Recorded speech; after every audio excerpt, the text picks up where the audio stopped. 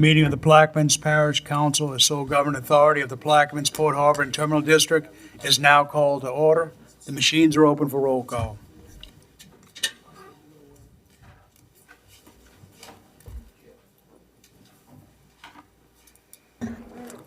Let the record reflect that we have 9 council members here. Councilmember Edwards has stepped out for a moment and will be joining us.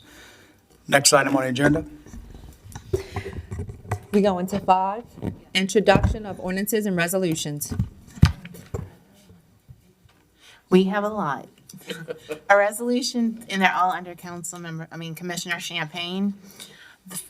A resolution certifying that the Plaquemines Port Harbor and Terminal District complied with public bid laws in regard to the Alliance Water Booster Station and Feed Lines project and otherwise provide with respect thereto. The second resolution is the state's version of stating that they've complied with the public bid law.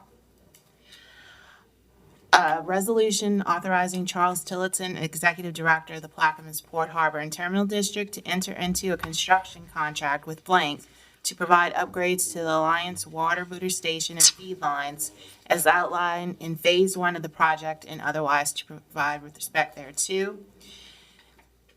This one is the state's resolution of awarding the contract for the Alliance Booster Station. A resolution authorizing Plaquemines Port Harbor and Terminal District to enter into a statutory partnership agreement with T. Parker Host United Bulk Terminal for the EPA Clean Port Zero Emissions Grant and otherwise to provide with respect thereto. A resolution approving and authorizing Brian Champagne, Port Chairman, and Charles D. Tillotson, Port Executive Director, to execute a Louisiana compliance questionnaire to Camnetta and Company's CPAs and otherwise to provide with respect thereto. A resolution authorizing the Port Executive Director, Charles Tillotson, for and on behalf of the Plaquemines Port Harbor and Terminal District to name and accept the proposal of the Plaquemines Gazette as the official journal for the Plaquemines Parish, for the Plaquemines Port Harbor and Terminal District as the sole governing, as the official journal for the Plaquemines Parish Council as the sole governing authority of the Plaquemines Port Harbor and Terminal District and otherwise to provide with respect thereto. A resolution authorizing and directing the Port Executive Director, Charles Tillotson, to enter into and execute a cooperative endeavor agreement between the Plaquemines Port Harbor and Terminal District and Regional Transit Authority and otherwise to provide with respect thereto. An ordinance authorizing the Executive Director of the Port, Charles Tillotson, to provide funding from Plaquemines Port Harbor and Terminal District for a collaborative market study with the 4 other deepwater ports in Louisiana and to amend the 2024 Port Harbor and Terminal District operating expenditure budget and otherwise to provide with respect thereto. An ordinance authorizing Charles D. Tillotson, Executive Director of the Plaquemines Port Harbor and Terminal District, to issue task order number 6 for Lanier and Associates to provide engineering services associated with programming renovations and capital outlay support regarding the Popage Building and otherwise to provide with respect thereto. An ordinance to amend the 2024 manpower structure and operating expenditure budget and otherwise to provide with respect thereto. An ordinance to amend the 2024 manpower structure and operating expenditure budget and otherwise to provide with respect thereto. An ordinance authorizing the Executive Director of the Port, Charles Tillotson, to move forward with Phase 1 of the Plaquemines Port Harbor and Terminal District's rebranding campaign being facilitated by Palmer Advertising and otherwise to provide with respect thereto. An ordinance to amend the 5-year capital improvement plan, Water Booster Station project, and to authorize the Executive Director of the Port, Charles Tillotson, to fund the temporary Water Booster Station's monthly maintenance cost during the construction of a new Water Booster Station for the Parish of Plaquemines, and otherwise to provide with respect thereto. An ordinance to amend the 5-year capital improvement plan, Point Lahash Ferry Ramp Repair Project, and otherwise to provide with respect thereto. And I'd just a note, item 6B will be deferred. Mrs. False would like to be present when we discuss this contract. As a courtesy, we'll defer that. I'd like to go to item 3 and have the status report by the Executive Port Director. Yeah, good evening, Mr. Chairman and Commissioners. We continue prioritizing and executing our goals. Quick update on the ferry landing emergency repair. We must spend another week with advertising. After that point, we will release a new request for proposals to make those emergency repairs. And our goal is to complete that project by January of 2025. And I'd just like to state that the concerns that were raised about a slope analysis with the U.S. Corps of Engineers has been satisfied, and it is included in that, in the RFP once we go forward. The ferry replacement, we still are in a holding position. Hanover and Hardesty has still not come to an agreement on the pricing with DOTD. We're anticipating hearing some feedback from DOTD next week on what the next steps may look like. I forwarded a copy of the award letter for the new ferry boat. That ferry boat is going to be a diesel-electric boat. The contract was awarded to Pelican Marine. I did forward everybody a copy of that award letter today. And I did have some discussions with DOTD when we were in Baton Rouge on Tuesday, and they don't see any issues with us moving forward with that contract. We did attend Plaquemines Day at the legislature this week, and we reinforced all of our priorities. Next week, we look forward to having the Bridges Group out. We are going to have a preliminary preview of our master plan, which is scheduled to be completed on the 31st of May, but we want to make sure that each commissioner has an opportunity to review what's in that plan before we go final. I'd like to note that we have invited Senator Connick, Representative Breaux, and David Vitter will also be in attendance. And we also have an invitation extended to Mayor Constant in Gretna. And I should also report that we have finalized the economic impact analysis with Dr. Lauren Scott. That analysis is actually covering the economic impact of building a container terminal, as well as the updated economic impact from Venture Global. And I'd like to point out that there was a 2017 analysis completed, and this is a reset of that analysis. The one thing that's different is the 2017 analysis included everything combined. We actually have it separated so we can see the impact individually on those two transformative projects. And we continue forwarding our milestones on the container terminal project. We are in discussions with the Piano Key landowners. We also met with CSRS last week, and we've approved the invoicing process for starting the Peters Road bypass. And then we're also at a place now where the 11-mile extension, there were some concerns about how we were going to restructure the rider agreements with Infinity Engineering. And we were able to work through that, and we're in agreement on actually getting ready to execute those agreements. So before we do that, we're going to provide next week a full copy to everyone so that everybody can have an opportunity to look at it. And we may even wait an additional 2 weeks so that we can set some meetings so that we can all discuss those together. One of the things that I'm pretty happy with is that we did execute our policies for human resources and for accounting and finance. And once we executed those policies, we did find that we had a couple of outliers. So we are watching those policies closely, and we're making sure that we make the appropriate amendments and attachments to ensure that those policies are complete. And our next step on policies would be to completely redo the ferry boat and the rescue boat policies, which is underway as we speak. And that concludes my update. Any comments from the floor? From the table? Commissioner Georgich. Yes.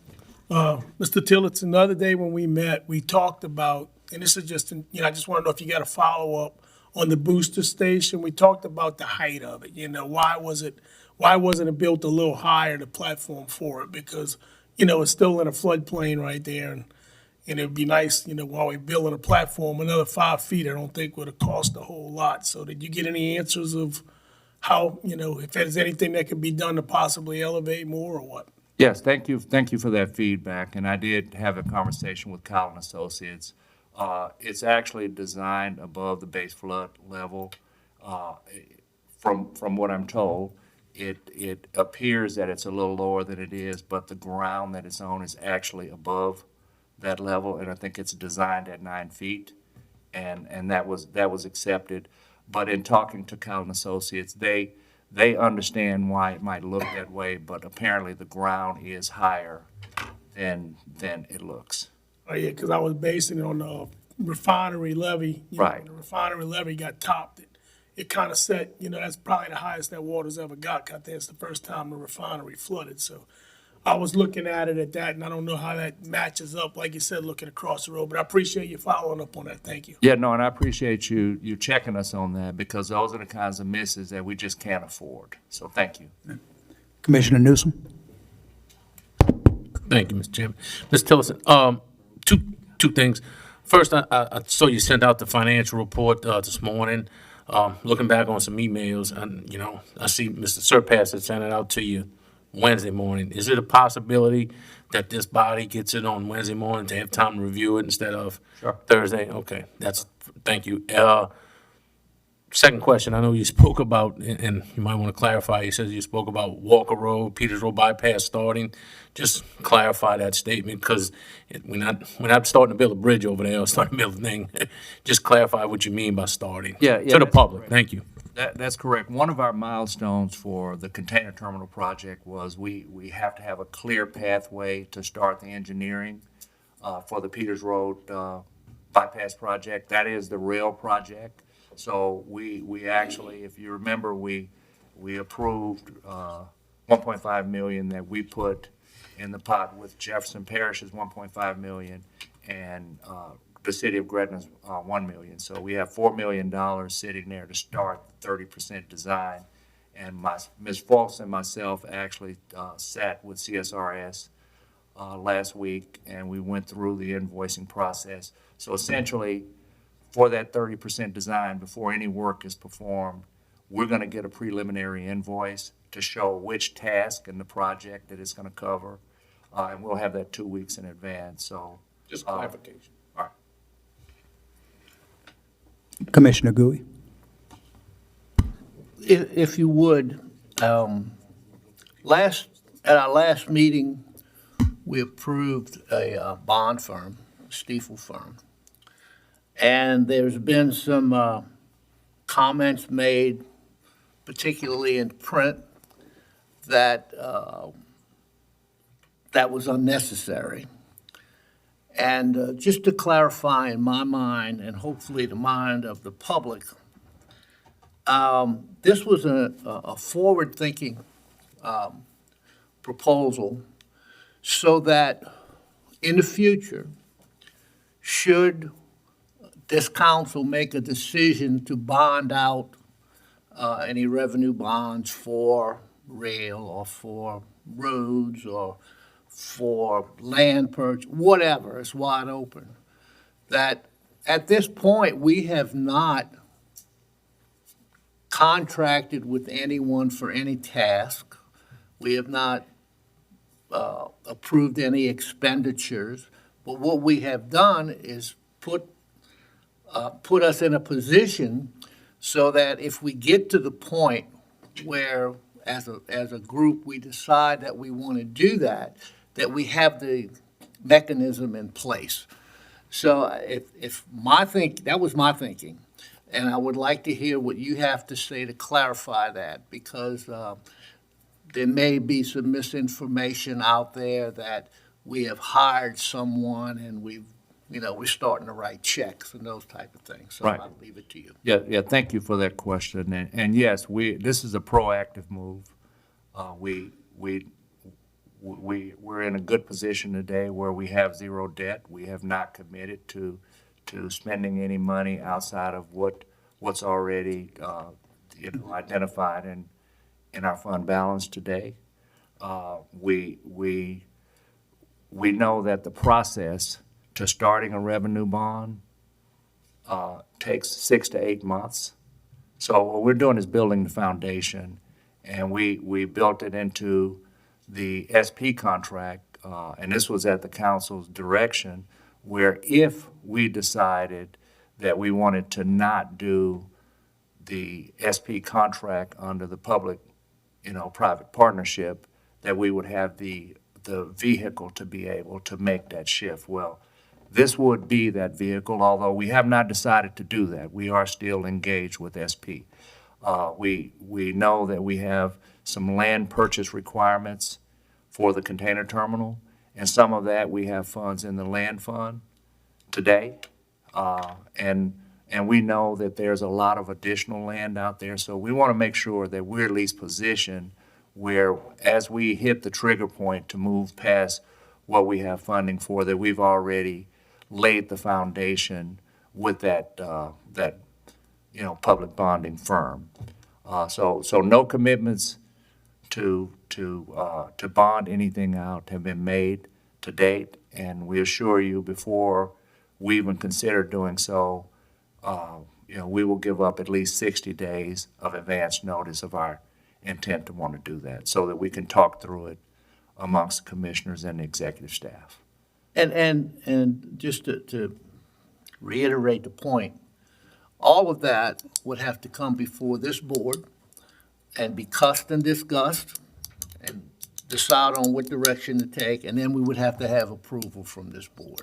That's a great way of putting it, yes, That's absolutely. how it is. That is correct.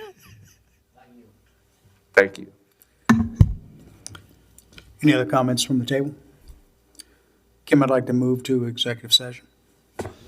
Item 2, executive session, discussion of litigation in accordance with LRS 4217A2 regarding pending litigation, Plaquemines Port Harbor and Terminal District versus Tuan Nguyen, 25th, case number 68734, attorney Nick Dietzen, Commissioner Champagne. I offer. Seconded by Commissioner Kognovich. Let the record state that we move to executive session. Oh, machines are open.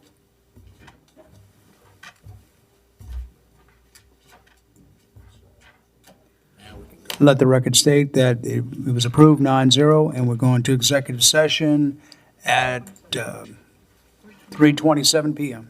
Mr. Chairman, The commissioner, I'd like to make a motion that we return from executive session. I have a motion by Commissioner LaFrance to return from executive session. Do I have a second? Second from Commissioner Jurisic. Same thing. Same thing. Same thing. Machines are open.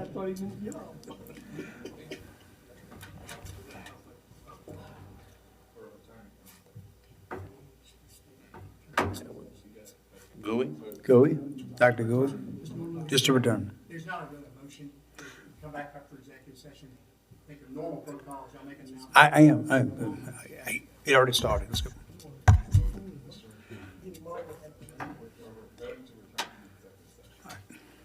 Yeah, no, I wasn't sure. All right, all 9 members have affirmed that we are back from executive session. The commissioners have returned from executive session, having taken no final or binding action, will now return to the next item on the agenda. Kim? 7, approval of the April 25th, 2024 regular meeting minutes. So often. So offered by Commissioner LaFrance, seconded by Commissioner Kognovich. I got it right this time. Machines are open. All these itches. Have a motion to adjourn by Commissioner, try not to laugh. Commissioner Schultz, and a second by Commissioner Edwards. Machines are open. I'm getting a grand poobah moment here. Let the record reflect that the 9 council members are ready to adjourn. Commissioner Schultz, stay until tomorrow.